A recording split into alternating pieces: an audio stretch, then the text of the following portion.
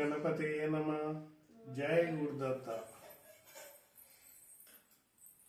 కలియుగాంతం గురించి చాలా చర్చలు జరుగుతున్నాయి. చాలామంది అయిపోలేదని చెప్తున్నారు, ఇది కలియుగంలో మొదటి పాదమే అని.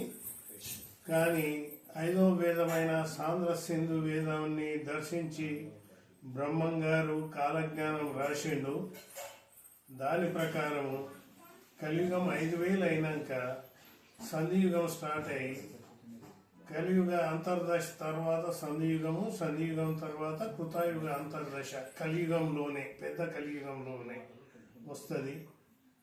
సో ఈ చిన్న కలియుగం, పెద్ద కలియుగంలో చిన్న కలియుగం, కలియుగ అంతర్దశ 5000 సంవత్సరాలు 1899 ఫిబ్రవరి 18కు అయిపోయింది. సంధియుగము 137 సంవత్సరాల 6 నెలల 18 రోజులు. అది 2037 అక్టోబర్ తర్వాత వస్తుంది. అక్టోబర్ నుంచి కృతయుగ అంతర్దశ ప్రారంభమవుతుంది. 4 పాదాల ధర్మం స్టార్ట్ అవుతుంది.